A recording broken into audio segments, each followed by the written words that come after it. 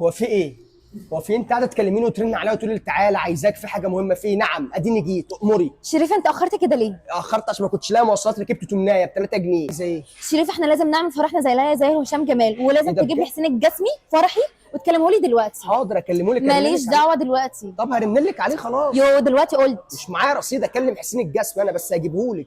انا مش مهم هياخد كام، هديه الفلوس اللي هو عايزها، بس اشحن رصيد وارن عليه هجيبه لك. لا دلوقتي تكلموا لي اتصرف. دلوقتي هو نايم في دبي في الامارات، هشحن رصيد دولي وهرن عليه. لا ماليش دعوه دلوقتي برضه. هشحن رصيد وهرن عليه، مش معايا رصيد انت الناس. بتتخانق معايا دلوقتي؟ عموما كده كده انا سالت على سعر الفرح في الاهرامات. احنا نعمل فرح في الاهرامات زيهم كمان؟ ايوه طبعا. طب ده بكام؟ الارضيه بس ب1.5 مليون. طب ده حلوه، دي رخيصه خالص، 1.5 مليون. اه طب ده بالفراعنه هناخد تمثالين احنا ما الفرح. بنهزرش ما دلوقتي، انا مش هتعصب فاهم، 1.5 مليون بجد. ليه؟ هنوقف منحوتب على الدي جي رمسيس الثالث عشر هيجي يشهد على عقد ولا إيه؟ انا مش فاهم ليه 1.5 مليون يا ماما.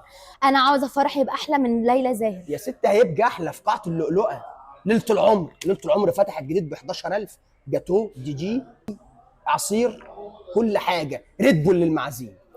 انت بتهزر معايا انا دلوقتي؟ مش بهزر، ده عرض على بس. فكره ليلى زاهر مش احسن مني في حاجه. مش احسن انا منك بشرتي فعلا. احسن منها، طبعا لبسي احسن منها، شعري احسن منها، كل حاجه احسن منها. وانت احسن اصلا من هشام جمال اصلا. انا فعلا وبشرتي احسن منه وشعر فعلا، انا احسن منه وانت احسن منه فعلا.